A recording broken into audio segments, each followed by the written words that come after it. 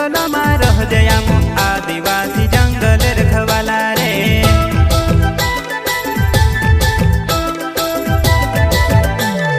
चल जंगल जमीन काजे पूजे रे आदिवासी दुनिया ने रखवाला रे।